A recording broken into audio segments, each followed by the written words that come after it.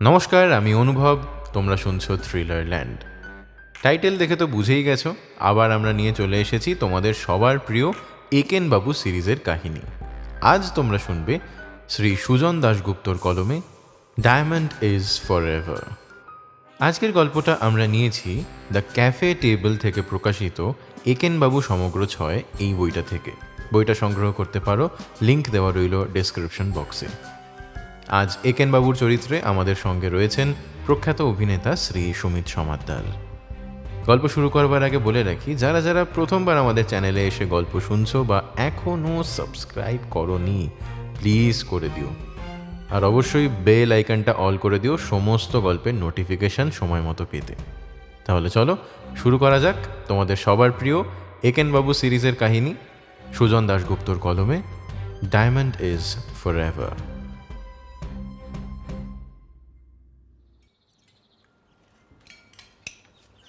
প্রমোদ আর ফ্রান্সেসকা মনে হচ্ছে এইবার সিরিয়াস।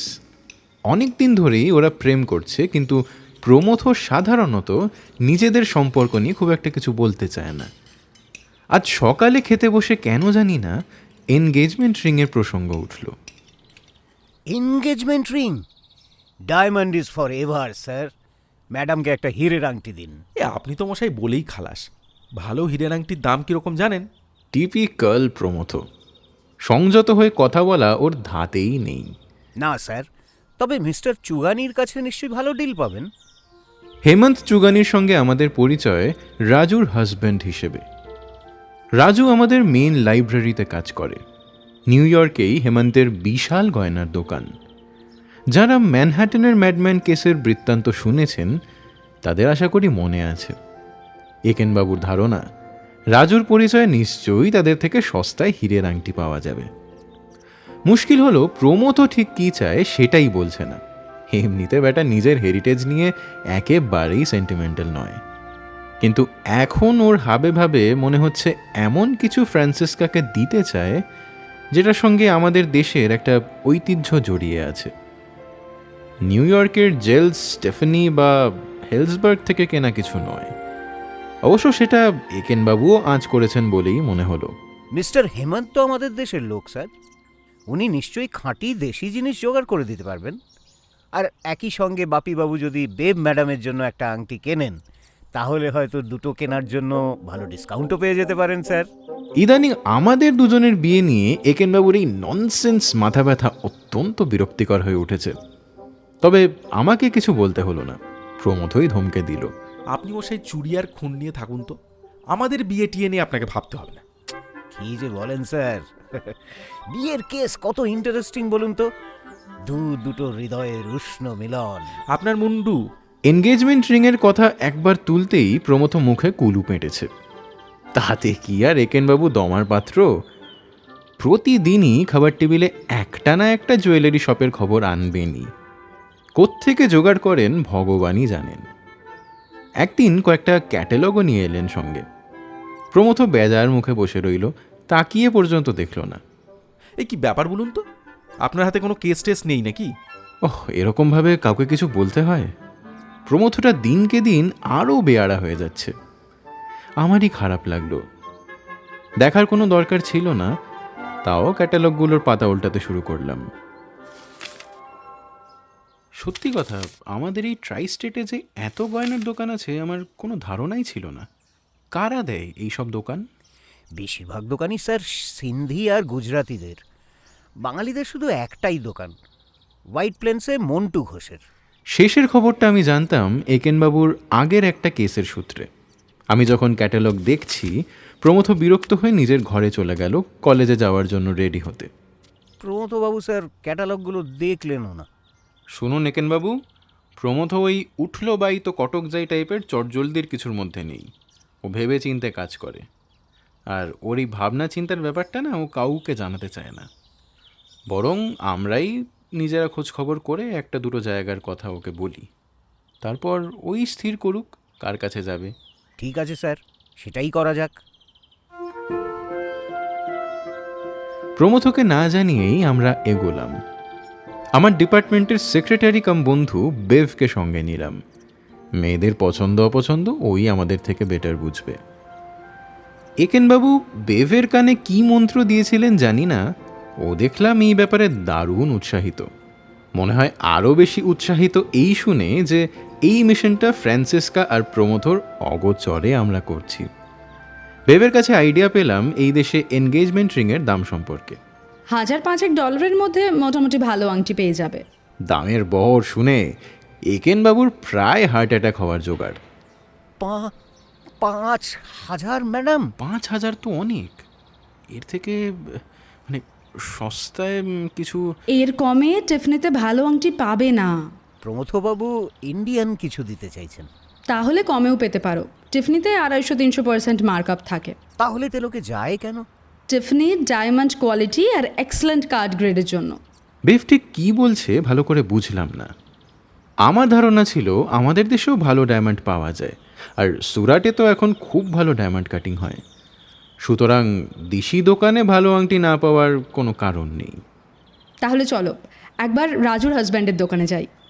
রাজুর বর হেমন্তের HC জুয়েলার্স 44th স্ট্রিটে একটা বড় বিল্ডিংয়ের 20 তলায়। বেভ রাজুকে বলে রেখেছিল যে আমরা বিকেলে যাব, কিন্তু কারণটা বলেনি। রাজু তাই ভেবেই নিয়েছিল আমি বোধহয় বেভের জন্য এনগেজমেন্ট রিং কিনতে যাচ্ছি। আমরা যেতেই হেমন্ত হই হই করে অভ্যর্থনা করল। এর আগে ম্যানহাটনের ম্যাডম্যান কেসের তদন্তের সময় হেমন্তের দোকানে একবার গিয়েছিলাম আমরা। সেবারের কারণটা অবশ্য একেনবাবুর সেই নীলা কেনা। তখন যা দেখেছি তার থেকে দোকানটা মনে হলো আরও অনেকটাই বড় হয়েছে, ডিসপ্লেগুলো অন্যরকমভাবে রাখা। আমি কি অন্য কোনো দোকানের সঙ্গে গুলিয়ে ফেললাম নাকি? আমার এই অবাক হওয়াটা হেমন্তের চোখ এড়ালো না, নিজে থেকেই বলল, দোকানটা অনেক পাল্টানো হয়েছে। 1 বছর আগে এই ফ্লোরে 4টে দোকান ছিল। আমার পাশের দোকানটা উঠে যাওয়ায় তার জায়গাটা নিয়েছি। পুরোটা নয়, বাড়িওয়ালার সঙ্গে স্পেশাল একটা ডিল করে অর্ধেকটা আরেকটা কোম্পানিকে সাবলিজ করতে পেরেছি। এক্সকিউজ মি, আমার একটা ফোন আসছে। পাশের দোকানটা আমরা বাইরে থেকে দেখলাম, একটা ছোট দেশি গয়নার দোকান। কোম্পানিটা হেমন্তেরই এক বন্ধুর। তাকেই দেখছিলাম আর ভাবছিলাম, সত্যি গুজরাতি, সিন্ধি, মারোয়ারিরা ব্যবসায় একে অন্যকে প্রতিষ্ঠিত হতে খুব সাহায্য করে। ম্যানহাটনের এই অঞ্চলে এই রকম জায়গা পাওয়া খুব একটা সহজ নয়। পেয়েছে হেমন্তের বন্ধু বলেই। বাঙালিদের মতো কাঁকড়া মানসিকতা ওদের নেই। আমরাই কেউ কাউকে ওপরে উঠতে দিই না। অবশ্য প্রমথও এটা একেবারেই মানে না, প্রায়ই এই নিয়ে ঝগড়া হয় ওর সঙ্গে। তোর সবচেয়ে বড় সমস্যা কি জানিস? তুই ঘরের শত্রু বিভীষণ। নিজে বাঙালি অথচ বাঙালিদেরই সব থেকে বেশি গালমন্দ করিস। মনে রাখিস, ওরা যা কিছু করে না নিজের স্বার্থের জন্য করে। সব গিভ অ্যান্ড টেকের ব্যাপার। আমি তোকে এখন দিচ্ছি, তুই পরে আমাকে দিবি, এটাই হচ্ছে অলিখিত চুক্তি। হতে পারে, কিন্তু বাঙালিরা তো তাও করে না। অবশ্যই আমাদের তর্কাতর্কি এতে শেষ হয় না। এমনিতে প্রমথ বিশ্বনিন্দুক, সববার দোষ খোঁজে, কিন্তু বাঙালিদের সম্পর্কে নেগেটিভ কিছু বললেই একটা অদ্ভুত পজিশন নেয়। তখনও একেবারে বুক ফোলানো বাঙালি। তর্কাতর্কি তুঙ্গে উঠলে সেটা একেনবাবুই থামিয়ে থাকেন। থাকুক না স্যার ওসব কথা। আপনারা তো আর ব্যবসা করতে যাচ্ছেন না, আপনারা হচ্ছেন জ্ঞানের সাধক। তেল মারা ছাড়ুন তো, আপনি তো দিব্যি ব্যবসা মেতেছেন। হ্যাঁ, ডিটেকটিভ এজেন্সি খোলেননি? কি যে বলেন স্যার, ওটা আবার ব্যবসা হলো নাকি? ঠিক, ওটা হলো প্রফেশনাল সার্ভিস। তোর মুন্ডু, ক্লায়েন্ট ধরতে গেলে রেফারেন্সগুলো চাই না? সেগুলো বাঙালিরাই দেবে। ইন রিটার্ন যারা রেফারেন্স দিচ্ছে তাদের কেসগুলো একেনবাবু সস্তায় করে দেবেন। এটাও তো একটা গিভ অ্যান্ড টেক। উফ, আবার ননসেন্স বকছিস। আচ্ছা, একেনবাবু কি অন্তর্যামী? এইসব যখন ভাবছি আমার কানে কানে ফিসফিস করে বললেন, আচ্ছা স্যার, আপনি তো প্রমথবাবুকে বললেন ননসেন্স, বকা, বিশ্বনিন্দুক, তাও গাড়ি করে আমাদের এখানে নিয়ে এলেন কেন? আর বলেন কেন, ছেলেবেলার বন্ধু হওয়ার প্রায়শ্চিত্ত। না স্যার, এটাও প্রমথবাবুর ওই গিভ অ্যান্ড টেক থিওরির জন্য। আপনি যখন বেভ ম্যাডামের জন্য রিং খুঁজবেন তখন প্রমথবাবু সাহায্য করবেন। আপনাকে না মশাই একদিন আমি খুন করব, আর সেই খুনিকে আপনারা ধরা হবে না, বুঝেছেন? ভাগ্যিস বেভ একটু দূরে দাঁড়িয়ে আছে, আমাদের কোনো কথা তাই ওর কানে যায়নি। ও আমাদের দিকে এইবার এগিয়ে এলো। এই কী নিয়ে আলোচনা করছো তোমরা? ও কিছু না। সরি, দাঁড় করিয়ে রাখলাম। আসলে কলটা খুব দরকারি ছিল। হেমন্ত সাদরে ওর অফিসে নিয়ে বসালো আমাদের। ওকে জানালাম কি ধরনের হীরের আংটির খোঁজ করছি। জেলস, হেলসবার্গ বা টিফেনি থেকে কিছু কিনতে চাইছি না, কারণ আমরা 1000-2,500-এর মধ্যে একটু ভারতীয়ত্ব মেশানো আংটি চাইছি। আমার কথা শুনে হীরের যে আংটিগুলো হেমন্ত আমাদের দেখালো তার কোনোটাই আমরা যা চাইছিলাম সেরকম নয়। হেমন্ত পাক্কা ব্যবসায়ী, কিছু বলতেও হলো না, আমার চোখ মুখ দেখেই ব্যাপারটা আঁচ করলো। আপনি ইন্ডিয়াননেস পাচ্ছেন না, এই তো? আসলে এই হিরেগুলো সবই এসেছে বাইরে থেকে। Botswana, Russia, south Africa, Tanzania, Australia, Canada, এখন এসব জায়গা থেকেই বেশি হিরে আসে। তবে এগুলো সবই কাট করা হয়েছে সুরাটে। আমি গোলকন্ডার হিরে এনে দিতে পারি, তবে খরচা বেশি পড়বে। না না, হীরের জন্য নয়, আসলে আংটির স্টাইলগুলোর একটাও আমার খুব একটা ইন্ডিয়ান মনে হচ্ছে না। তুমি কি বলো বেভ? বেভেরও আংটিগুলো খুব একটা পছন্দ হয়েছে বলে মনে হলো না। আপনার কি মত একেন বাবু? আমি আর কি বুঝি স্যার, বেব ম্যাডামের পছন্দটাই আসল। হেমন্ত ধাঁ করে শোকেস থেকে ছোট ছোট হিরে বসানো সিলভার গোল্ডের দুটো চুড়ি নিয়ে এলো। আমি একটা সাজেশন দিই, এটা দেশের কারিগরদের তৈরি, ট্র্যাডিশনাল ইন্ডিয়ান ডিজাইন আর কন্টেম্পোরারি ডিজাইনের ব্লেন্ড। আপনি পরে দেখুন বেব, খুব মানাবে আপনাকে। দুটোর মধ্যে একটা বেছে সেটা হাতে পড়ল বেভ। এটা কিন্তু আমার জন্য নয় আসলে, তবে এটা বেশ ভালো। এঙ্গেজমেন্ট ব্যাঙ্গেল, বেশ নতুনত্ব হবে কিন্তু। তা কত দাম পড়বে এটার? এগুলো দামি হিরে নয়, $1,002 মধ্যেই হয়ে যাবে। যদি ভালো হিরে হয় স্যার? টাইপ 2A হিরে হলে অন্তত 1,400 তো হবেই। টাইপ 2A হীরের কথা আগে কোথাও শুনেছিলাম বটে, কিন্তু কোথায় সেটা মনে করতে পারলাম না।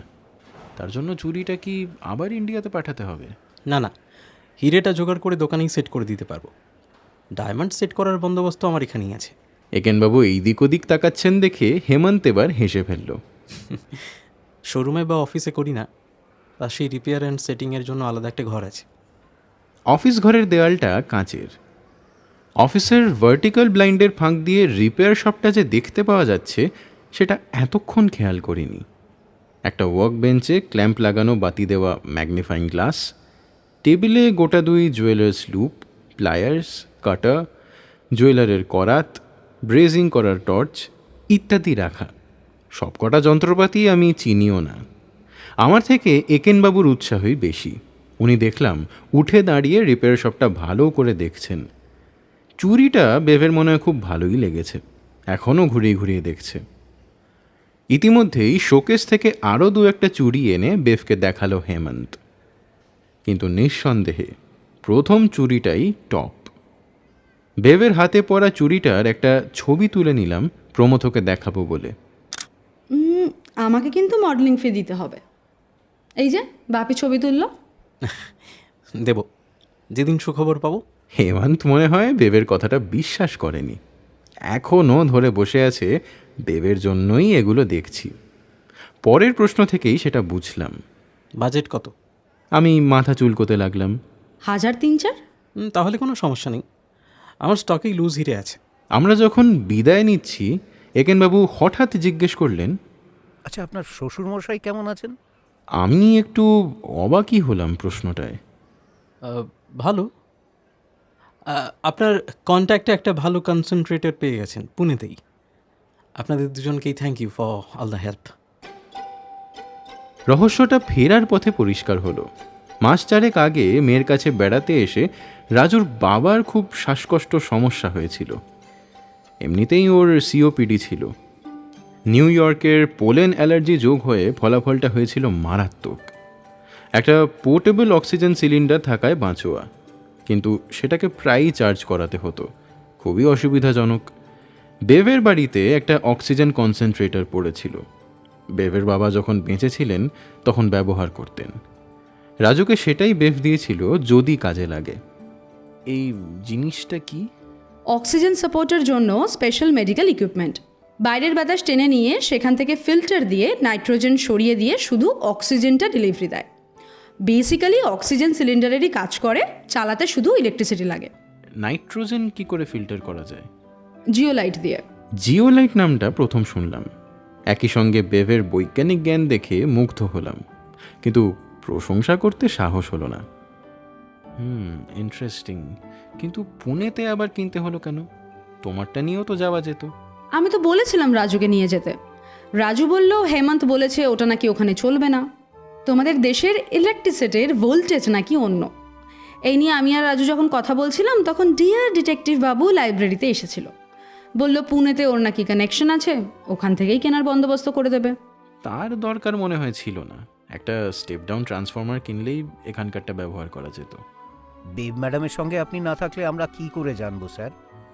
যাই হোক, অধিকন্তু ন দোষায়। এখানে একটা আছে, ওখানেও একটা। এখানে যখন আসবেন এটা ব্যবহার করবেন। হ্যাঁ, ওটা আমি রাজুকে রেখে দিতে বলেছি। রেখে দিয়েছেন ম্যাডাম? রিপেয়ার শপেই দেখলাম ওটা।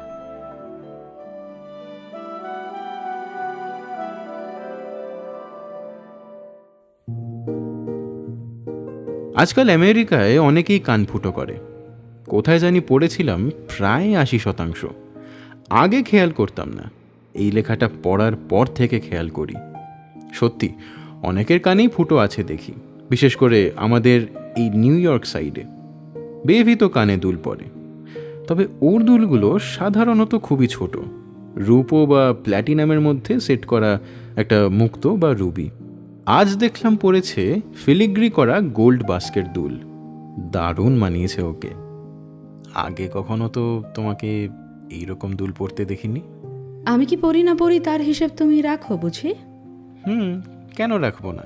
বেভ বেশ খুশি হলো উত্তরটা শুনে। রাজুর সঙ্গে কালকে হেমন্তের দোকানে গিয়েছিলাম, সেই সাজেস্ট করলো। এরকম আরও কয়েকটা কিনেছি। তা হেমন্ত তো একজন খুব ভালো খদ্দের পেয়েছে দেখছি। ওর প্রোডাক্ট ভালো আর টিফনির তুলনায় অনেক সস্তা। তুমিও কিনতে পারো কয়েকটা, ভালো মানাবে তোমাকে। তার আগে অবশ্য তোমায় কান ফুটো করতে হবে। না না, ঠিক আছে, থ্যাংক ইউ। ভালো কথা। রাজুর খবর কি, কেমন আছে? ঠিকই আছে, তবে বাবার জন্য একটু চিন্তিত। কেন? ইন্ডিয়ার অক্সিজেন মেশিন ভালো কাজ করছে না, ফলে পোর্টেবল সিলিন্ডারের ওপর ভরসা করতে হচ্ছে। এখান থেকে ওরা একটা পাঠাবার কথা ভাবছে। আচ্ছা বলো তো, আমি কি চুড়ি পরবো এখন থেকে? কেন পড়বে না? খুব সুন্দর মানিয়েছিল তোমাকে। রাজু সব সময় পরে জানো। নেটে এদেশের বেশ কয়েকটা জুয়েলারি সাইটে আমি গিয়েছিলাম, সবাই হীরের চুড়ি বিক্রি করছে 10-15 হাজার ডলারে, কিন্তু হেমন্ত সেগুলো 3-4 হাজার ডলারে দেবে বলেছে। ভাবতে পারছো? নিশ্চয়ই হীরের কোয়ালিটির জন্য এতটা দামের তফাৎ। হতে পারে, তবে আমার চোখে ওগুলোর থেকে অনেক ভালো অ্যামাজনের ইন্ডিয়ান মেড গোল্ড প্লেটেড মিনার কাজের চুড়িগুলো। গেস কত দাম? 200 তো হবেই। আন্ডার $20। বাহ, মাই কাইন্ড অফ প্রাইস।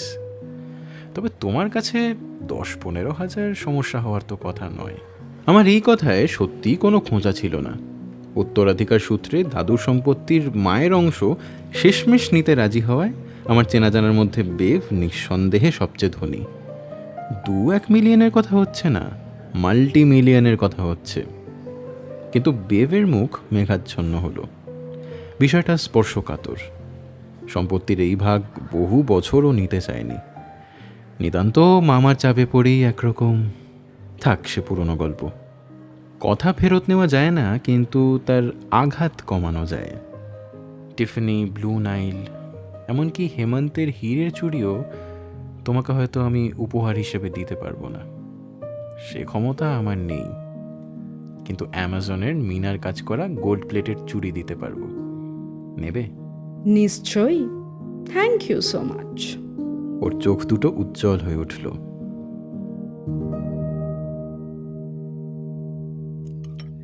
রাত্রে ডিনার টেবিলে কথা হচ্ছিল।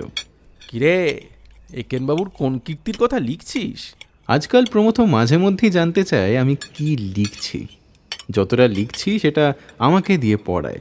আমার ধারণা ওর সম্পর্কে নেগেটিভ কিছু লিখছি মাঝে মধ্যেই। না না, একেনবাবুর কোনো কীর্তি নয়, বরং বলতে পারিস তোকে নিয়ে লিখছি। আমাকে নিয়ে মানে? আমাকে নিয়ে কোনো লেখা যেন বাইরে না যায় আমার অনুমতি ছাড়া। হ্যাঁ, আগে দেখা দেখা কি লিখলি দেখা। আমি গল্পের ফাইলটা খুলে ল্যাপটপটা এগিয়ে দিতেই ভুরু কুঁচকে দ্রুত চোখ বোলালো প্রমথ। এই এসব কী লিখেছিস? আমি ফ্রান্সিসকার জন্য এনগেজমেন্ট রিং খুঁজছি। এ কে বললো তোকে? একটা জেনারেল কোশ্চেন থেকে তুই মহাভারত বানিয়ে ফেললি। খুঁজছিস না?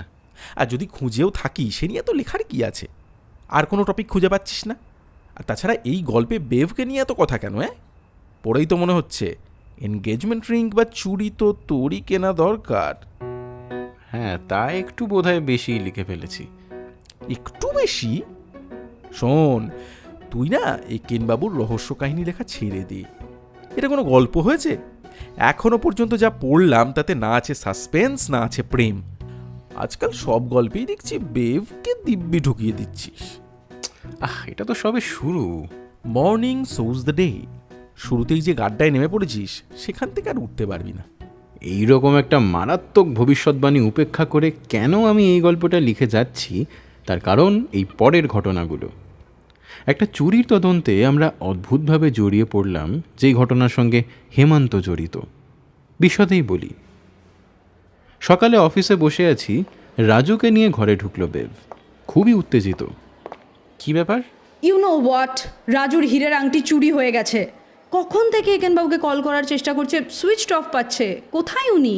কারণটা আমার জানা ছিল। ক্যাপ্টেন স্টুয়ার্টের অফিসে একেনবাবুর আজ all day meeting. Phone tone সব বন্ধ থাকবে বলে গেছেন। বিকেলের আগে তো ওকে পাওয়া যাবে না। কি হয়েছে বলো তো? রাজু যখন ব্যাপারটা বলতে যাবে তখন প্রমথ এসে ঘরে ঢুকলো। সব বিষয়ে প্রমথ ওর জ্ঞান দেখাতে চায়। বেটা জানে অনেক কিছু, কিন্তু গুলতাপ্পিও প্রচুর মারে। যাই হোক, রাজু কি বলল সেই প্রসঙ্গে আসি। এই আংটিটা আমাকে দিয়েছিলেন আমার শাশুড়ি। তিনি আবার ওটা পেয়েছিলেন তাঁর শাশুড়ির কাছ থেকে। আংটির হিরেটা নাকি অর্ডিনারি নয়, গোলকোন্ডার হিরে। আমার মনে হলো আংটির আসল মূল্য অন্য জায়গায়। পারিবারিক সূত্রে পাওয়া জিনিসে অনেক আবেগ অনুভূতি জড়িয়ে থাকে, যার দাম বাজার মূল্য দিয়ে হয় না। তাও রাজুর মুখে বার দুয়েক গোলকোন্ডা শুনে মুখ ফসকে বেরিয়ে গেল, তোমার শাশুড়ির কাছ থেকে পাওয়া, তার জন্য তো সেটা অমূল্য হওয়া উচিত। গোলকোন্ডার না কিম্বার্লির সেটা তো গৌণ, তাই না? স্টুপিডের মতো কথা বলিস না। গোলকোন্ডা ডায়মন্ড হচ্ছে super special type 2A diamond. পৃথিবীর একমাত্র 1% হিরে হলো টাইপ 2A। কোহিনূর, হোপ ইত্যাদি সমস্ত ডায়মন্ডগুলো এই গোত্রের।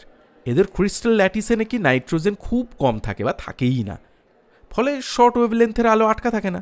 এইসব আগরম বাগরম কথার মানে? আরে মানে হলো আলো এর ওপর পড়লে নষ্ট হয় না, পুরোটাই বিচ্ছুরিত হয়ে যায়, বুঝলি? আচ্ছা, আমার একটাই প্রশ্ন, গোলকোন্ডা ডায়মন্ড হলে এটা বহু বছরের পুরনো হিরে, তাও 300-400 বছরের তো হবেই। তোমাদের ফ্যামিলিতে কি করে এলো? রাজুর মুখ নিমেষে কাঁচুমাচু। আমি শুনেছি গোলকোন্ডার হিরে, অত শত আমি সত্যি জানি না, হয়তো ভুল বলছি। এতক্ষণে প্রমথর মাথায় ঢুকলো যে ও শুধু মূল বিষয় থেকে সরেই যায়নি, প্রকারান্তরে রাজুর পরিবারের সম্মান নিয়েও টানাটানি করছে। তখন সামাল দেওয়ার চেষ্টা করলো। আরে না, তুমি কিছু ভুল বলছো না। বহু টাইপ 2A হিরে 300-400 বছর আগে গোলকোন্ডার খনি থেকে পাওয়া গেছিল বলে টাইপ 2A হিরেকে অনেক সময় গোলকোন্ডার হিরে বলা হয়। টাইপ 2A হিরে অনেক জায়গাতেই পাওয়া যায়, এমনকি আর্টিফিশিয়ালি তৈরিও করা যায় ছোট সাইজের হলে। যাকে সে কথা থাক, আংটিটা হারালো কি করে? হেমন্তের এক শাঁসালো খদ্দের গোলকোন্ডা হীরের খোঁজ করছিল। যে সাইজের হিরে খুঁজছিল হেমন্তের স্টকে সেই সাইজের কোনো হিরে তখন ছিল না। আরেকদিন আসতে বলে হেমন্ত আমাকে আমার আংটিটা ওকে দিতে বলেছিল, লোকটাকে দেখাবে বলে। পছন্দ হলে হেমন্ত সুরাজ থেকে ওই কোয়ালিটির একটা হিরে জোগাড় করে আনবে। ওকে আমি দিয়ে দিই আংটিটা। খদ্দের আংটিটাতে বসানো হিরে দেখে দারুণ খুশি হয়, ওটাই নাকি ওর চাই। হেমন্ত যতই বোঝায় ওটা শুধু স্যাম্পল হিসেবে দেখাচ্ছে, লোকটা তাও ছাড়ে না। সে শেষ পর্যন্ত $20,000 দিতেও প্রস্তুত ওর জন্য। 20,000? আমি তো তোমাকে ওটা পড়তে দেখেছি, খুব একটা বড় হিরে তো নয়। হিরের দাম নির্ভর করে ক্যারেট, কালার, ক্ল্যারিটি আর কাটের ওপর। তবে কিনা শেষমেশ ব্যাপারটা ফ্যান্সি প্রাইস, মানে শুধু সাইজ হিসাবে দাম হয় না। ঠিক। পরে এ নিয়ে আমার সঙ্গে হেমন্তের আলোচনা হয়। আমি ওকে বলেছিলাম, অত টাকা অফার করলো লোকটা, আংটি থেকে হিরেটা খুলে ওকে বিক্রি করে দিলেই পারতে। পরে না হয় একটা আর্টিফিশিয়াল হিরে আমার আংটিতে সেট করে দিতে, অর্ধেক খরচায় সেটা হয়েও যেত। হেমন্ত স্বাভাবিকভাবেই আপত্তি জানায়। আসলে পারিবারিক সূত্রে পাওয়া জিনিস, তার মূল্য আলাদা। হেমন্ত খদ্দেরকে দিন কুড়ি সময় দিতে বলেছিল, প্রায় ওই রকমই একটা হিরেও জোগাড় করে আনবে কথা দিয়েছিল। প্রায় ওরকমই কেন? একই রকম হিরে পাওয়া কি সম্ভব নয়? মানে এই যে তোমার কানে দুটো হীরের দুল আছে, দুটো তো একই রকম দেখতে। এগুলো হিরের নয়, কিউবিক জারকোনিয়ার। দাম ওই $100 ভালো কোয়ালিটির ডায়মন্ড হলে 1020 পড়তো। ওরে বাস, দেখতে তো একেবারে হীরের মতো। Thank you. তবে এ দুটোও ঠিক একরকম নয়, মাইক্রোস্কোপ দিয়ে দেখলেই তফাৎ চোখে পড়বে। আসলে হেমন্ত জানতো এই খদ্দের টাকা দেওয়ার আগে কোনো এক জহুরিকে আনবে জিনিসটা যাচাই করার জন্য। শুধু জিআইএ সার্টিফিকেট দেখালে চলবে না, তাই তাকে ফাঁকি দেওয়ার চেষ্টা করেনি। যাই হোক, এরপর ওই খদ্দের হেমন্তকে যা বলল তাতে হেমন্তের তো আক্কেল গুরুম। বলল হেমন্ত যদি ওরকম 1 ডজন হিরে এনে দিতে পারে তাহলে ওই দামে সবগুলো হিরেও কিনবে। আসলে হলিউডের এক সেলিব্রিটির নাকি বিয়ে হচ্ছে, তাকে ইমপ্রেস করার জন্য লোকটা কিনছে। এগুলো দিয়ে নেকলেস, ব্রেসলেট বা ওরকম কিছু হেমন্তকে দিয়েই বানাবে। এখানে বলে রাখা ভালো, জিআইএ সার্টিফিকেট হলো জেমোলজি ইনস্টিটিউট অফ আমেরিকার দেওয়া সার্টিফিকেট। আর এও বুঝলাম, হিরে যাচাইয়ের ব্যাপারে রাজুর যা জ্ঞান তার সিকি ভাগও আমার নেই। অবশ্য সেটাই স্বাভাবিক। চুরিটা কখন হলো? চুরিটা ধরা পড়েছে গতকাল রাত্রে। আমার আংটিটা প্রায় 1 মাস ধরে হেমন্তের দোকানেই ছিল। কয়েকদিন আগে 12টা হিরের ডেলিভারি আসে সুরাট থেকে। আমার আংটি আর সেই লুজ হিরেগুলো সব একসঙ্গেই অদৃশ্য হয়েছে। রাত্রে ধরা পড়েছে মানে? দিনের বেলায় আমাদের শোরুম বন্ধ ছিল। হেমন্ত ডায়মন্ড ডিস্ট্রিক্টে একটা জায়গা পেয়েছে, সেটাকে ঠিকঠাক করছিল। কাস্টমাররা হিরে কেনার জন্য ওখানেই বেশি আসে। এদেশে ডায়মন্ড মার্কেটে ভালো করে দাঁড়াতে হলে ওই জায়গায় একটা ঠেকের দরকার। ম্যানহাটনের ডায়মন্ড ডিস্ট্রিক্টে বেশ কয়েকবার গেছি। 5th অ্যাভিনিউ আর অ্যাভিনিউ অফ আমেরিকাসের মধ্যে বেশ খানিকটা জায়গা জুড়ে খালি গয়নার দোকান আর দোকান, হিরে আর হীরের গয়নার ছড়াছড়ি। খুচরো পাইকারি দুভাবেই কেনা বেচা চলে, বুঝলাম। কিন্তু তোমাদের মেন দোকানে তখন কোনো সিকিউরিটি ছিল না? ছিল, যেরকম থাকে। 2 জন গার্ড তো ছিলই। তাছাড়া দোকানের 2 জন কর্মচারী রিপেয়ার আর সেটিংয়ের কাজ করছিল। তারা ট্রাস্টওয়ার্দি? খুবই। হেমন্তের গ্রামের ছেলে। দুজনেই বেশ কয়েক বছর ধরে কোম্পানিতে পার্ট টাইম কাজ করছে। গার্ডরাও একটা বন্ডেড সিকিউরিটি এজেন্সির। ওরাও বরাবরই পাহারার দায়িত্বে আছে। এই ব্যাপারগুলো আমি পুরোটা বুঝি না। আমার ধারণা, দোকান থেকে কিছু চুরি হলে তার ক্ষতিপূরণের কিছুটা দায়িত্ব সিকিউরিটি এজেন্সির ওপর বর্তায়। কিন্তু দোকানে অন্য কোনো কর্মচারী উপস্থিত থাকলেও কি সেই দায়িত্ব তাদের? আচ্ছা, ডায়মন্ডগুলো আলাদা আলাদাভাবে ইনশিওর ছিল? রাজু খুব পরিষ্কার করে ব্যাপারটা বলতে পারলো না। তবে এই বিষয়ে আমি যতটুকু জানি, এই ধরনের চুরি হলে তার ক্ষতিপূরণ পাওয়ার ব্যাপারটা মোটেও সহজ নয়। আমার পরিচিত এক ভদ্রলোকের বাড়ি থেকে দামি ভিডিও ক্যামেরা, ল্যাপটপ, আরও কী কী জিনিস জানি চুরি হয়েছিল। তার টাকা পেতে ভদ্রলোকের কালঘাম ছুটে গিয়েছিল, তাও রিপ্লেসমেন্ট কস্ট পাওয়া যায়নি। নানান হিসেবপত্র করে কিছু টাকা ধরিয়ে দেওয়া হয়েছিল মাত্র। তবে সেটা ছিল বড়জোর $1,000 কি $2 মামলা। এখানে সব মিলে প্রায় $2.5 মিলিয়ন ব্যাপার। আমি 20 বছর পড়ালেও অত টাকা পাবো না। প্রমথকে কথাটা বলতেই ও ফিচেলভাবে হাসল। পাবি যদি বেবকে বিয়ে করিস। বেভ সামনেই দাঁড়িয়ে আছে, যদিও ও বা রাজু কেউই বাংলা বোঝে না। কিন্তু প্রমথর কোনো দিনও কাণ্ডজ্ঞান হবে না। পুলিশকে খবর দিয়েছে হেমন্ত? হ্যাঁ। একেনবাবুকে বিকেলে ব্যাপারটা জানাবো বলে রাজুকে বিদায় জানালাম। বেভ অন্য একজন সেক্রেটারি আসেনি বলে তার কাজটা করছিল, ও চলে গেল। প্রমথ বসল না, এদিকে এসেছিল অন্য কি একটা কাজে। আমার অফিসে এসেছিল শুধু ঢুঁ মারতে। সবাই চলে যাওয়ার পর আমি চিন্তা করতে বসলাম, কি করে হিরেগুলো অদৃশ্য হতে পারে। যুৎসই কোনো সম্ভাবনা মাথায় এলো না। তবে মনে পড়ল ঠিক এইরকমই একটা কেসের রহস্য কিছুদিন আগে একেনবাবু উদ্ঘাটন করেছিলেন। সেখানে নাইট গার্ডের একটা কুকুর ছিল। সেই নাইট গার্ড গয়না পাহারা দেওয়ার সময় পিনাট বাটার হিরেতে লেপে কুকুরটাকে গিলিয়েছিল। সুতরাং গার্ডকে সার্চ করে কোথাও কিছু পাওয়া যায়নি। কুকুরটাকে পরে জোলাপ খাইয়ে তার নোংরা মল ঘেঁটে হিরেটা উদ্ধার করার প্ল্যান ছিল, কিন্তু একেনবাবুর বুদ্ধিতে সেটা পুরোপুরি ভেস্তে যায়। তবে এইখানে সিকিউরিটির লোকটার কোনো কুকুর নেই, সেদিক থেকে নিশ্চিন্তি। আর চুরিও হয়েছে দিনে দুপুরে, যখন দুজন কারিগর দোকানের ভেতরে ছিল। কারিগরদের নজর এড়িয়ে গার্ড কি কোনো হিরে গিলতে পারে? একটা দুটো না হয় পারে, কিন্তু 12টা হিরে না, সম্ভব নয়, যদি না সবাই একসঙ্গে চক্রান্ত করে কাজটা করে। বিকেলে বাড়ি ফিরে একেনবাবুকে রাজুর হিরে চুরি যাওয়ার ব্যাপারটা শোনাতে ওর গলাটাও বেশ উদাস শোনালো। খুব সুন্দর ছিল স্যার হিরেটা। আপনি খেয়াল করেছিলেন? কেন করব না স্যার? হালকা গোলাপি রঙের হিরে, অনেকটা ফেমাস গ্রাফ পিঙ্কের মতো। সেটা আবার কি? ওই নামে একটা বিখ্যাত হিরে ছিল না, কি জানি স্যার, হয়তো আমি ভুল নাম বলছি। না, নাম ভুল করেননি, কিন্তু সুন্দরী মেয়েদের আঙুলের দিকে যে আপনি এত নজর দেন সেটা তো আগে জানতাম না। কি যে বলেন স্যার, ওরা তো সবাই ভগ্নী সমান। সেটা আপনার ফ্যামিলিকে বোঝাবেন। ফ্যামিলি মানে যে মিনু বৌদি, সেটা এখন আশা করি আমরা সবাই জানি। ওহ, ছাড় না ওসব। একেনবাবু, আপনাকে কিন্তু হিরেগুলো খুঁজে বার করতেই হবে। রাজুর আংটির ব্যাপারটা আমি বুঝি, একটা সেন্টিমেন্টাল ব্যাপার জড়িয়ে আছে, কিন্তু হিরে নিয়েই মাতামাতি আমার অসহ্য লাগে। কেন শুনি? এনগেজমেন্ট রিং কিনতে তোর অনেক টাকা খসবে বলে? এই স্টুপিডের মতো কথা বলিস না তো। স্রেফ একটা কার্বনের টুকরোর জন্য লাখ লাখ টাকা খরচা করা মানে মিনিংলেস। ভেবে দেখ, পেন্সিলের শীষের দাম যদি হতো 10 লক্ষ টাকা, কিনতিস তাহলে? ওটাও তো গ্রাফাইট মানে কার্বন।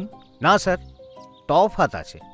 এই দেখুন না, ম্যাডামের সংখ্যা তো পৃথিবীতে অনেক, কিন্তু আপনাদের দুই ম্যাডাম মানে ফ্রান্সিসকা ম্যাডাম এবং ব্রেভ ম্যাডাম, এরা তো আলাদা। ফালতু বকার একটা সীমা থাকে। যাকে কথা বাড়িয়ে লাভ নেই, আপনি এখন আপনার রাজু ম্যাডামের আংটিটা খুঁজে দিন। আসলে স্যার, ক্যাপ্টেন স্টুয়ার্ট একটা জরুরি কাজ দিয়েছেন, সেটা ফেলে তো কোনো কিছুতে হাত দিতে পারবো না। বলতে না বলতেই একেনবাবুর মোবাইলে বেভের ফোন। হ্যাঁ হ্যাঁ ম্যাডাম, বাপিবাবু এক্ষুনি বলছিলেন ব্যাপারটা। আসলে একটা বড় কাজে আটকে আছি। না না ম্যাডাম, এটা কেন বলছেন? নিশ্চয়ই করব, মানে আমার যতটুকু সাধ্য। হ্যাঁ হ্যাঁ হ্যাঁ হ্যাঁ, কালকেই কথা বলবো, সকালেই। বেবের কথা না শুনলেও কি কথা হয়েছে অনুমান করতে কষ্ট হলো না। একেনবাবু ফোন রেখে দিলেন। কি মশাই, বাপি অনুরোধ করায় না বললেন, আর বেফ বলায় অমনি হ্যাঁ? আসলে স্যার, ম্যাডাম না না শুনতে চান না। ওইসব ছেঁদো অজুহাত বাদ দিন তো। আসল কথা হলো, সুন্দরী মেয়ে দেখলেই আপনি গলে যান। শুনছেন স্যার? প্রমোদবাবুর কথা শুনছেন? আমার দিকে করুণভাবে তাকালেন একেনবাবু।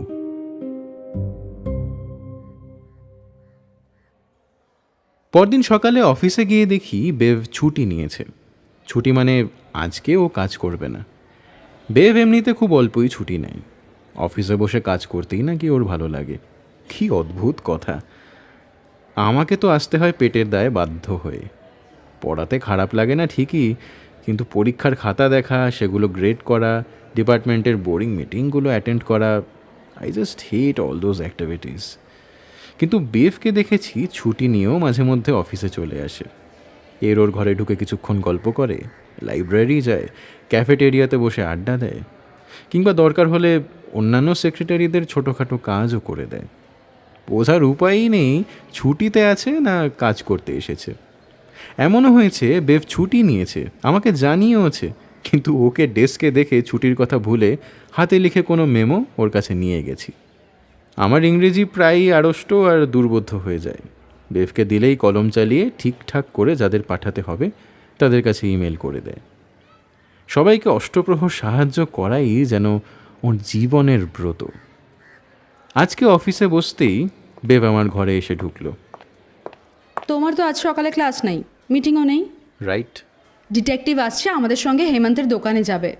রাজু বেচারা আর যেতে পারবে না, ওর ডিপার্টমেন্টের অনেকেই ছুটিতে। হেমন্ত জানে আমরা যাচ্ছি? হ্যাঁ জানে, রাজু ফোন করে বলে দিয়েছে। ওর দোকান এমনিতে 10টার আশেপাশে খোলে, কিন্তু আমাদের জন্য আগেই খুলছে। আমিও একটু আগে হেমন্তের সঙ্গে কথা বলেছি, ও দোকানে আমাদের জন্য অপেক্ষা করছে। এর মধ্যে প্রমথর ফোন এলো। এই শোন, হেমন্তর দোকান থেকে ফিরে আমাকে একটা কল করিস তো। তুই কি করে জানলি যে আমরা ওখানে যাচ্ছি? কমান্ডার ইন চিফের সঙ্গে আমার সকালে কথা হয়েছে। কাল রাত থেকে প্রমথ বেফকে কমান্ডার ইন চিফ বলে ডাকা শুরু করেছে। ওর নাকি অপরিসীম ক্ষমতা লোকেদের লাইনে রাখার, হুকুম চালিয়ে, রাগের ভান করে, অভিমান দেখিয়ে, আরও নানা উপায়ে। তুই যাওয়াটা কাটালি কি করে? কারণ ল্যাবে কাজ আছে। শোন, আমাদের কমান্ডার ইন চিফ না খুব বুঝদার মেয়ে, শোনা মাত্র আমি এক্সকিউজড। তবে তোদের এই মিশনের সঙ্গে আছি। মিশন না মুন্ডু? কয়েক মিনিটের মধ্যেই একেনবাবু এসে হাজির। বেশি দেরি করে ফেললাম ম্যাডাম? একেবারেই না, বাপিও যাচ্ছে আমাদের সঙ্গে। বাহ, সেটাই জিজ্ঞেস করতে যাচ্ছিলাম। বাপি বাবু না থাকলে তো কাজটা এগোবেই না।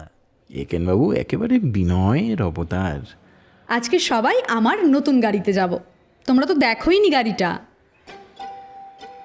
শেষটা মূলত আমাকেই উদ্দেশ্য করে বলা। বলতে ভুলে গেছি, বেফকে ওর মামা একটা টেসলা উপহার দিয়েছেন। খুব একটা সস্তার গাড়ি নয়। কথাটা শুনে আমি অবাক হইনি। একজন এয়াররেস যখন কোটি কোটি টাকার সম্পত্তি স্রেফ অভিমান করে নিতে রাজি হচ্ছিল না, তখন যেন তেন প্রকারেণও তাকে কিছু গোছিয়ে খুশি করার চেষ্টা। যাই হোক, গাড়িটা আমার এখনও দেখা হয়নি। আমি গাড়িতে কলেজে আসি না, হেঁটে যাতায়াত করি। বেভও সাধারণত আসে না। দু একবার ওর গাড়িটা দেখাতে চেয়েছে, নানা কারণে দেখা হয়ে ওঠেনি। অবশ্যই যাব ম্যাডাম, টেসলা বলে কথা। টেসলা গাড়ি রাস্তায় আজকাল ভালোই চোখে পড়ে। একসময় এই ইলেকট্রিক গাড়ির ভবিষ্যৎ নিয়ে অনেকেরই সন্দেহ ছিল। গ্যাস বা পেট্রোলে তো চলে না, ব্যাটারির চার্জ ফুরিয়ে গেলে চার্জিং স্টেশনে গিয়ে ব্যাটারি চার্জ করতে হয়। পেট্রোলের জন্য যেরকম অজস্র পেট্রোল পাম্প রাস্তায় রাস্তায়, চার্জিং স্টেশন অত নেই। মাঝ রাস্তায় চার্জ ফুরিয়ে গেলে কি হবে কে জানে। আমরা গাড়িতে উঠলাম। ম্যাডাম, আপনি না থাকলে আমি জীবনে টেসলাতে উঠতেই পারতাম না। ভীষণ দামি গাড়ি, তাই না? না না ডিয়ার ডিটেকটিভ, এটা মডেল 3, অত দামি নয়। 1050 পাওয়া যায়। সেটা কম হলো ম্যাডাম। আচ্ছা, শুনেছি এটা নাকি নিজে নিজেই চলে, কোথায় যেতে চান বললেই নিয়ে যায় সেখানে। একটা সফটওয়্যার প্যাকেজ FSD পাওয়া যায়, যেটা হাইওয়েতে কাজ করে, তবে শহরের মধ্যে এখনো ভালো করে কাজ করে না। এফএসডি মানে কি ফুল সেলফ ড্রাইভিং প্যাকেজ? হ্যাঁ, নিজে নিজে লেন চেঞ্জ করা, গাড়ির সামনে কিছু এসে পড়লে ব্রেক কষা, রাস্তার ধারে গাড়ি পার্ক করা, এই সব করতে পারে। আর এমনিতে এই গাড়ি অনেক কথাবার্তাও শোনে। তাই নাকি ম্যাডাম? দেখবে, দাঁড়াও, লক দ্য ডোর। খট করে দরজা বন্ধ হয়ে গেল। ওপেন বুট। পেছনের ডিকিটা খুলে গেল। Fold the mirrors. সঙ্গে সঙ্গে রিয়ার ভিউ মিরর দুটো বন্ধ হয়ে গাড়ির পাশে লেপ্টে গেল। দারুণ ম্যাডাম, দারুণ। আচ্ছা ম্যাডাম, একবার বলুন না ওকে, ক্যাচ দ্য ডায়মন্ড থিপ। সব কাজ তো পারে না ডিটেকটিভ, সেই জন্যই তো তোমাকে চাই। একদম ঠিক। আর আমিও চাই গাড়িটা তুমিই চালাও। এইসব সেলফ ড্রাইভিং গাড়িতে আমার খুব একটা ভরসা নেই। আমার ওপর ভরসা আছে তো? বোকার মতো হাসলাম। ভাগ্যিস প্রমথ ছিল না, নইলে এ নিয়ে পরে অনেক খ্যাপাতো। ভাবতে হবে না, আমি চালাচ্ছি।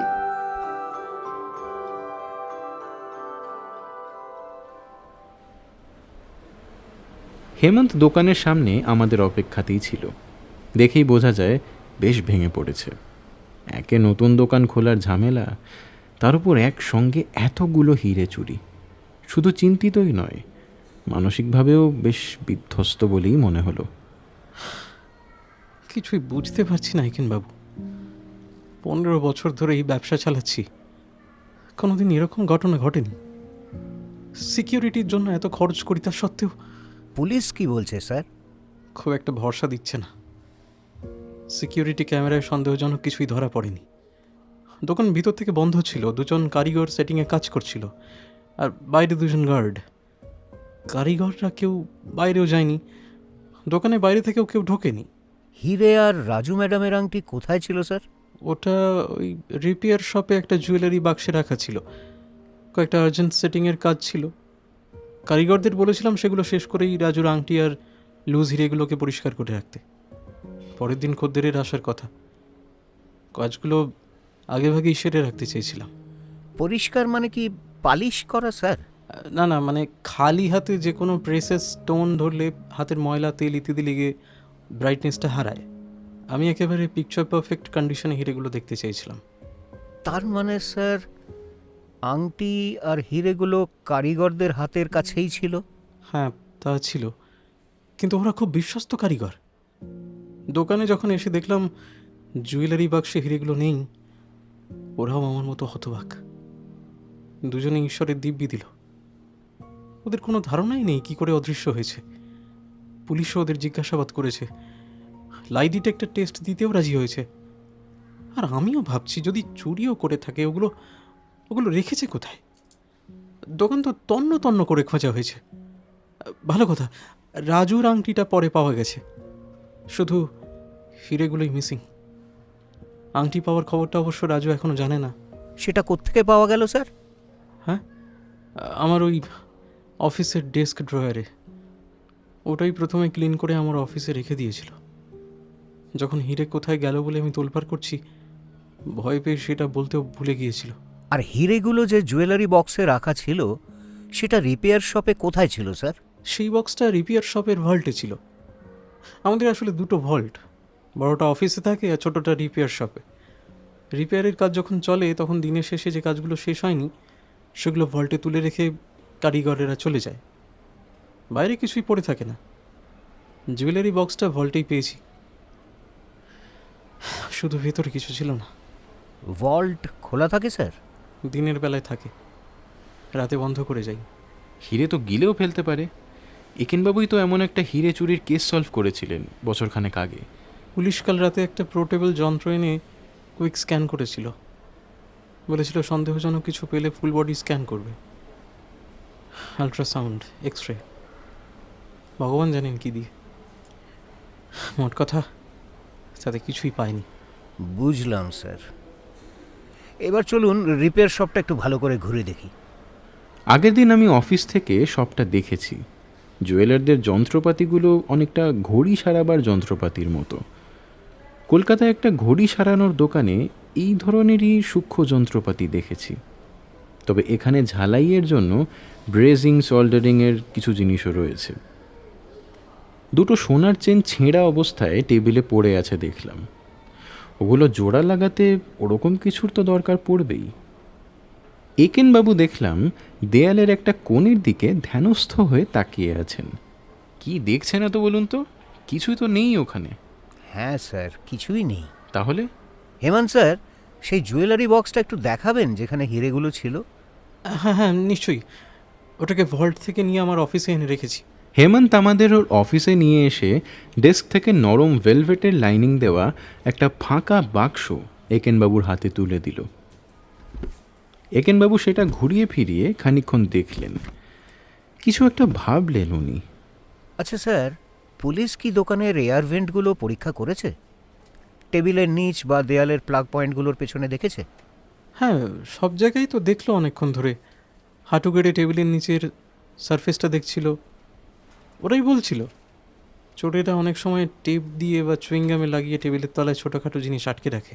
কিছুই পায়নি নিশ্চয়ই? আমি জানতাম কিছু পাবে না। পুলিশে খবর দেওয়ার আগে টেবিলের নিচে পুরো জায়গাটা আমি নিজে ফ্লোর ব্রাশ দিয়ে ঝাঁট দিয়েছি, যদি হিরেগুলো ফ্লোরে পড়ে থাকে এই ভেবে আর কি। টেবিলের নিচে কিছু আটকানো থাকলে চোখে পড়তো। আচ্ছা, ডায়মন্ড ডিটেক্টর টাইপের কোনো যন্ত্র পুলিশ ব্যবহার করেনি? সেরকম কোনো যন্ত্র নেই। যন্ত্র দিয়ে আংটি বা দুল খোঁজা যায়, কারণ সেখানে মেটাল আছে। লুজ ডায়মন্ড ডিটেক্ট করা যায় না। আচ্ছা স্যার, আপনারা ফ্লোর ক্লিন করতে ভ্যাকুয়াম ক্লিনার ব্যবহার করেন না? হ্যাঁ, করি তো। সেটা কোথায়?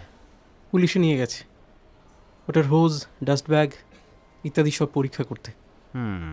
তাহলে তাহলে ধরে নিচ্ছি স্যার সেখানেও কিছু পাওয়া যায়নি। ধরে নিচ্ছি না, কিছু পাওয়া গেলে এতক্ষণে জানতে পারতাম। কি ভাবছো ডিটেকটিভ? প্রমথ বাবুর কথা ভাবছি। হঠাৎ? কিছু না ম্যাডাম, চলুন এবার যাওয়া যাক। বলছি, কিছু বুঝলেন একেনবাবু? এখনও বুঝতে পারছি না স্যার। ভালো কথা, আপনার শ্বশুরমশাই এখন কেমন আছেন? অনেকটা ভালো। যাক, এবার একটা ফাইন্যান্সিয়াল প্রশ্ন করব স্যার। করুন। হিরেগুলোর জন্য কোনো ইন্স্যুরেন্স ছিল না? হ্যাঁ ছিল, চুরি, মিস্টেরিয়াস ডিসঅ্যাপিয়ারনেস, অ্যাক্সিডেন্টাল লস, থেফট, সব কিছুই কভার্ড। কিন্তু এগুলো সবই আমি যা খরচ করেছি সেই বেসিসে। বিক্রি করার লাভটা তো আর পাওয়া যাবে না। তাহলে সমস্যা কোথায় স্যার? তাহলে আবার আপনি জোগাড় করে আনুন না নতুন হিরে। ইন্স্যুরেন্সের টাকা পেয়ে সেটা জোগাড় করতে যা সময় লাগবে, ততদিন এই ক্লায়েন্ট অপেক্ষা করবে না। আমি খোঁজ নিয়েছি, আমি ডেলিভারি করতে পারছি না জেনে ইতিমধ্যেই আরেকজনের কাছে সে বায়না করেছে। টাইমিংটা এখানে একটা বড় ফ্যাক্টর, জানেন তো। Very interesting sir. মাথা চুলকোলেন একেনবাবু। এটা এত কি ইন্টারেস্টিং সেটা বুঝলাম না, তবে একেনবাবুর হাবভাব দেখে বুঝলাম এখানে ওর আর বিশেষ কিছু করার নেই। আমার একটা পেন্ডেন্ট নেকলেস থেকে খুলে গেছে, তোমার লোকরা নিশ্চয়ই লাগিয়ে দিতে পারবে। আমিও লাগিয়ে দিতে পারবো, নিয়ে এসো বা ওই রাজুকে দিয়ে পাঠিয়ে দিও। It's so sweet of you, thank you. বুঝলাম হেমন্ত শুধু নিজের কর্মচারীদের ওপর নির্ভর করে না। হেমন্ত আমাদের এগিয়ে দিতে এলো। আচ্ছা, কাদের কাছ থেকে এই হিরেগুলো আপনার ক্লায়েন্ট এখন কিনছেন? হেমন্ত যে নামটা বলল তাদের নাম আমি আগে শুনেছি। জ্যাকসন হাইটসে ওদের বিশাল বড় একটা গয়নার দোকান আছে। কুইন্সের লোকাল পত্রিকায় ওদের বিজ্ঞাপন চোখে পড়ে। দেশে আমাদের পাশের টাউনে ওদের বাড়ি, সেই জন্যই জানতে পেরেছি। আমাদের দুজনেরই অনেক কমন ক্লায়েন্ট আছে। ফেরার পথে একেনবাবু হঠাৎ একটা কাজ আছে স্যার বলে অদৃশ্য হলেন। গাড়িতে এখন শুধু আমি আর বেভ। এই, তোমার কি মনে হয় হিরে চুরির সঙ্গে জ্যাকসন হাইটসের দোকান যুক্ত? হলে আশ্চর্য হব না, কিন্তু চুরিটা করলো কি করে? সারাটা দিন হিরে নিয়ে নানান চিন্তায় কাটলো, যার কোনোটাই কাজের নয়। বেবের সঙ্গে ইতিমধ্যেই একেনবাবুর কথা হয়েছে। শুনলাম পুলিশ তাদের নিজেদের থিওরি অনুযায়ী এগোচ্ছে। ওদের সন্দেহ দুজন কর্মচারী এই চুরির সঙ্গে যুক্ত। কোনো একটা উপায় হিরেগুলো দোকান থেকে পাচার করেছে। আরেকটা ইন্টারেস্টিং খবর, এই দুই কর্মচারী ফ্রিল্যান্সার, বিভিন্ন দোকানে সার্ভিস দেয়। ওরা নাকি এই অঞ্চলের সুপার শেখরা। নিয়মিত মাইনে দিয়ে ওদের ফুল টাইম রাখার সামর্থ্য কোনো দোকানেরই নাকি নেই। যখন কোনো বিশেষ কাজের দরকার পড়ে ওদের ডাকে। নিউ ইয়র্ক আর নিউ জার্সির দিশি গয়নার দোকানগুলোতে অনেক বছর ধরে কাজ করছে। দুজনেই শিক্ষিত। একজন তো প্রমোথর ফিল্ডে পড়াশোনাও করেছিল, কিন্তু দেশ থেকে পাশ করা কেমিস্ট্রি গ্র্যাজুয়েটদের এই দেশে ভালো চাকরি পাওয়া কঠিন। অন্যজন অবশ্য পড়াশোনা করেও গুজরাতে তার বাবার দোকানে শেখরার কাজই করত। সেই ছিল প্রধান কারিগর। অন্যজন হাতে কলমে কাজ শিখেছে সাগরেদি করে। ওদের বিরুদ্ধে কারোরই কোনো অভিযোগ নেই। হেমন্ত ওদের সন্দেহ করে না। এই ব্যবসায় একবার সুনাম চলে গেলে কাজ পাওয়া কঠিন। তার উপর হিরে চুরি করে ওরা পার পাবে না। ধরা পড়ে যাওয়ার রিস্ক ছাড়াও এই দেশে কোনো দোকানের মালিক নির্ভরযোগ্য কাগজপত্র ছাড়া চুরির মাল কেনা বা বেচার চেষ্টা করবে না। তাই পুলিশও ব্যাপারটা ঠিক ধরতে পারছে না। শেষের কথাটাতে আমার একটু খটকা লেগেছিল, তাই একেনবাবু বিকেলে ফিরতেই ওকে ধরলাম। আচ্ছা, আপনি বেফকে নাকি বলেছেন নির্ভরযোগ্য কাগজপত্র ছাড়া এদেশে নাকি কেউ হিরে কেনে না? বলেছি স্যার। কিন্তু কাগজপত্র যে সেই বিশেষ হিরের, সেইটা কি করে বুঝবে কেউ? কেন? নম্বর দেখে স্যার। কিসের নাম্বার? জিআইএ সার্টিফিকেটে যে আইডি নাম্বার দেওয়া থাকে, সেটা পাথরের সাইডে লেজার দিয়ে খুব ছোট্ট করে লাগিয়ে দেওয়া হয়। পাথরের সাইডে মানে? স্যার, হীরের ওপরটা হলো ক্রাউন আর নিচের অংশ হলো প্যাভিলিয়ন। এই দুইয়ের মাঝখানে ঘিরে থাকা অংশটা হীরের গার্ডল বা ঘের। ওইখানে নাম্বারটা বসিয়ে দেওয়া হয়। খালি চোখে কিন্তু ওটা দেখা যায় না। ওরে বাস, এটা তো জানতাম না। আপনার জ্ঞান দেখে তো মুগ্ধ হচ্ছি মশাই। আমিও জানতাম না স্যার। আজকে ক্যাপ্টেন স্টুয়ার্টের অফিসে একজন এক্সপার্ট বিষয়টা বুঝিয়ে দিলেন। লক্ষ লক্ষ ডলার নিয়ে কারবার তো, এটা তো করতেই হবে। কিন্তু দাঁড়ান, নাম্বারটা যেমন লেজার দিয়ে বসানো হয় সেরকম এটাকে তো পালিশ করে মুছেও ফেলা যায়। তা যায় স্যার, কিন্তু তাতে সমস্যা আছে। সমস্যাটা ঠিক কি জানার আগেই একেনবাবুর মোবাইলটা বেজে উঠল। তাই নাকি স্যার? সেটাই ভাবছিলাম। আচ্ছা, গুনে দেখেছেন? 12টাই? আরে না না স্যার, কৃতিত্ব তো সব প্রমথবাবুর। হ্যাঁ হ্যাঁ হ্যাঁ, আমি আসছি। একেনবাবু ফোন রাখলেন। কোথায় চললেন? এক্ষুনি আসছি স্যার। প্রমথ রান্নাঘরে ছিল। একেনবাবু বেরিয়ে যেতেই আমি রান্নাঘরে গেলাম। এই হ্যাঁ রে, একেনবাবুকে তুই কি বলেছিস বলতো?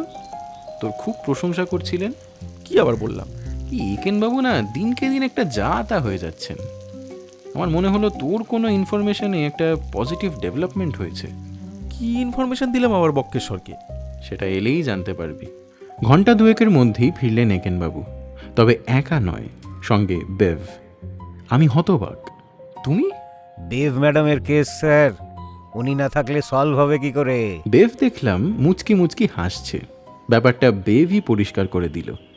আমি যখন রাজুকে ড্রপ করতে গিয়েছিলাম হেমন্তের দোকানে, তখনই একেনবাবু ক্যাপ্টেন স্টুয়ার্টকে নিয়ে এসেছিলেন হেমন্তের 2 কারিগরকে অ্যারেস্ট করতে। হিরে অদৃশ্য হওয়ার অংশ নাকি সমাধান হয়েছে। এখন এর পেছনে টাকা খেলার জটটা খুলতে হবে। প্রমথর জন্যই নাকি কেসটা ক্লিয়ার হয়েছে। সেটাই বাপি বলছিল, কিন্তু আমি নিজে তো ব্যাপারটা বুঝতে পারছি না। এই যে একেনবাবু, মৌনি বাবা না হয়ে থেকে মুখটা একটু খুলুন, দয়া করে একটু আলোকপাত করুন। কি যে বলেন স্যার, সবই তো জানেন আপনি। কি জানি? এই যে স্যার, ডায়মন্ড যতই দামি হোক আসলে পিওর কার্বন। সেটাতে যদি আগুন লাগাতে পারা যায় তাহলে কার্বন ডাই অক্সাইড হয়ে হাওয়ায় মিলিয়ে যাবে, কিছুই পড়ে থাকবে না। সেটা কিন্তু আপনাকে বলিনি। ডায়মন্ডে আগুন লাগানো সহজ ব্যাপার নয়। ঠিক স্যার, কার্বন ডাই অক্সাইড কথাটা বললাম আমার পাস কোর্সের কেমিস্ট্রির জ্ঞান থেকে। আসলে যা বলতে চান পরিষ্কার করে বলুন না। বলছি স্যার, এই নিয়ে আমি একটু রিসার্চ করছিলাম। দেখলাম ডায়মন্ডে আগুন লাগানো অত সহজ ব্যাপার নয়। পোড়াতে হলে প্রচুর অক্সিজেন সাপ্লাই করতে হবে। আর তখনই স্যার যে চিন্তাটা রিপেয়ার শপে ঢুকে মাথায় ঘুরছিল সেটা দূর হলো। আপনাদের মনে আছে কিনা জানি না, প্রথম দিন শপের একটা কর্নারে বেভ ম্যাডামের দেওয়া অক্সিজেন কনসেন্ট্রেটরটা ছিল। দ্বিতীয় দিন কিন্তু সেটা ওখানে ছিল না। আমি তাতে একটু অবাকই হয়েছিলাম। আপনার মনে আছে কিনা জানি না বাপি বাবু, আপনি আমাকে জিজ্ঞেস করেছিলেন কি দেখছেন, এত কিছুই তো নেই ওখানে। আমি উত্তর দিয়েছিলাম, হ্যাঁ স্যার, কিছুই নেই। খুব মনে আছে আপনার ওই বিভ্রান্ত দৃষ্টি। হ্যাঁ স্যার, একটু কনফিউজড হয়েছিলাম। বোঝার চেষ্টা করছিলাম ওটাকে কর্নার থেকে কেন সরানো হয়েছে। তারপর যখন দেখলাম ওটা ব্রেজিং করার টেবিলের সামনে, তখনই আমার মাথায় এলো এমনিতে হিরেকে পোড়ানো যাবে না, কিন্তু কনসেন্ট্রেটর ফুল স্ট্রেংথে চালিয়ে যদি হিরের টুকরোগুলোর ওপর অক্সিজেন ফ্লো করানো হয় এবং তারপর ব্রেজিং টর্চ দিয়ে সেটাকে জ্বালানো হয়, তাহলেই তো জ্বলবে। সম্ভবত ঘন্টা 4-5 মধ্যেই হিরেগুলো পুড়ে কার্বন ডাই অক্সাইড হয়ে শূন্যে মিলিয়ে যাবে। কিন্তু অতগুলো দামি হিরে নষ্ট করে কার লাভ? এটা একেবারে মোক্ষম বললেন স্যার। এটাই হলো ডলার অ্যাঙ্গেল। এর জন্য বেশ কিছু অর্থপ্রাপ্তি নিশ্চয়ই এদের হয়েছে, হয় এদেশে অথবা দেশে। কিন্তু টাকাটা এদের দিচ্ছে কে? নিশ্চয়ই সেই বিজনেসম্যান যিনি প্রায় $2.5 মিলিয়ন অর্ডারটা পেলেন। সেটা পাওয়ার জন্য $10-20 খরচা করা সেই বিজনেসম্যানের কাছে কিছুই নয়। আমার আবার অঙ্ক ভালো আসে না স্যার। 2.5 মিলিয়নের 20% তাহলে কত হবে? 500,000 বা 5 লাখ। হ্যাঁ স্যার, বিজনেসে অন্তত 20-25% লাভ তো নিশ্চয়ই করছেন। তার সামান্য একটা অংশ দিয়ে এই কারিগরদের কাজে লাগালেন। বিজনেসম্যানকে চোরাই মাল বিক্রি নিয়ে ভাবতেও হচ্ছে না, আইন মেনে মাল এনে বিক্রি করছেন। আর কারিগরদের দিকটাও ভাবুন, জিনিস চুরি করলে ধরা পড়ার সম্ভাবনা, এখানে তো জিনিসটা বাতাসে উবেই গেছে, ধরা ছোঁয়ার বাইরে। সবই তো বুঝলাম, কিন্তু এটাই যে ঘটেছে সেটা শিওর হলেন কিভাবে? এটাই আমাদের সৌভাগ্য স্যার। ওরা ডায়মন্ডগুলো জ্বালাবার চেষ্টা করেছিল একটু আনাড়িভাবে। ঠিক, একেবারেই অ্যামেচার। ওরা যদি একটা কোয়ার্টস বিকারে লিকুইড অক্সিজেন ঢেলে ব্রেজিং টর্চ দিয়ে ডায়মন্ডগুলোকে প্রচণ্ড গরম করে তার মধ্যে ফেলে দিত, তাহলেই কিছুক্ষণের মধ্যে এগুলো কার্বন ডাইঅক্সাইড হয়ে অদৃশ্য হয়ে যেত। সেখানে ওদের একটা সমস্যা ছিল স্যার। সেই লিকুইড অক্সিজেনের সিলিন্ডার নিয়ে আসা গার্ডদের চোখ এড়াতো না, আর সিসিটিভিতেও ধরা পড়তো। তবে অক্সিজেনের ব্যাপারটা ওরা ভালো করেই জানতো, আর অক্সিজেন কনসেন্ট্রেটর যে ব্যবহার করা যাবে সেটাও মাথায় এসেছিল। শুধু সময় নিয়ে হয়েছিল সমস্যা। আরও ঘন্টা কয়েক সময় পেলে হিরেগুলো বাতাসে মিলিয়ে যেত। সময়ের অভাবে অল্প একটু করে অংশ থেকে গেল। হীরের অংশ হিসেবে সেগুলো অবশ্য চেনা যাবে না, তাই ভ্যাকুয়াম করে ওগুলো পরে ফেলে দেওয়ার মতলব করেছিল। ওই 12টা গুঁড়ো হিরে ডাস্ট ব্যাগ থেকে বেরোতেই ব্যাপারটা পরিষ্কার হয়ে গেল। এর মধ্যেই ক্যাপ্টেন স্টুয়ার্টের ফোন এলো। দুজন শ্যাকরাই অপরাধ স্বীকার করেছে। জ্যাকসন হাইটসের দোকানের মালিককেও পুলিশ গিয়ে অ্যারেস্ট করেছে। এত দ্রুত যে ব্যাপারটার নিষ্পত্তি হবে স্টুয়ার্ট সাহেবও নাকি কল্পনা করেননি। একেনবাবু ফোনটা রাখলেন। সবই তো বুঝলাম, কিন্তু এর জন্য স্টুয়ার্ট সাহেব কোনো মেডেল ফেডেল আপনাকে দেবেন না? কি যে বলেন স্যার! ঠিকই বলি, পুলিশদের এই ফ্রি সার্ভিস দেওয়া বন্ধ করুন দেখি। আর শুনুন, আরও একটা জিনিস কিন্তু এখানে প্রমাণ হলো। কি স্যার? এই যে সেদিন আমাকে হীরের আংটি কেনাবার জন্য গোঁ ধরেছিলেন ডায়মন্ড ইজ ফর এভার বলে, সেটা যে সত্যি নয় এখন মানছেন তো? মানছি sir, but true love is. তাই নাকি? নিশ্চয়ই স্যার, তাতে কোনো ফাঁকি নেই। এই যে বেব, তুমি তোমার ডিয়ার ডিটেকটিভকে বাড়িতে পাঠানোর ব্যবস্থা করো। দেখছো তো বৌদিকে উনি কীরকম মিস করছেন। Aw, so sweet. বলে বেভ একেনবাবুকে জড়িয়ে ধরল। তারপর আড়ালে আমাকে চোখ দিয়ে এমন একটা ইঙ্গিত করল যার একটাই অর্থ। প্রমথর কথাটা বুঝেছো তো?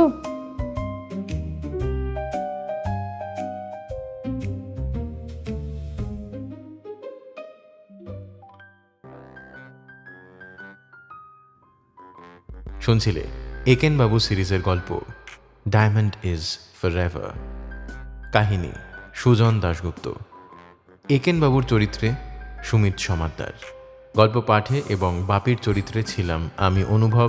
প্রমথর চরিত্রে ছিল রণদীপ। বেবের চরিত্রে ছিল রিয়া। হেমন্ত চুগানির চরিত্রে ছিল কৌশিক এবং রাজুর চরিত্রে ছিল বর্ণিশা। শব্দগ্রহণ এবং আবহ সৃষ্টি করেছে ইন্দ্রজিৎ। নির্দেশনা ও নাট্যরূপে ছিলাম আমি অনুভব। পোস্টারটা বানিয়েছে ঋদ্ধিরাজ পালিত। তাহলে কেমন লাগলো আমাদের আজকের গল্প জানিও কমেন্ট করে। একেনবাবুর আরও গল্প থ্রিলার ল্যান্ডে শুনতে চাও কিনা সেটাও জানিও। আর এই গল্পটা ভালো লেগে থাকলে জানোই কি করতে হবে, ভিডিওটা লাইক করে দিও, হাইপ পয়েন্টস বাড়িও, আর অবশ্যই চ্যানেলটা সাবস্ক্রাইব করে বেল আইকন অল করে দিও।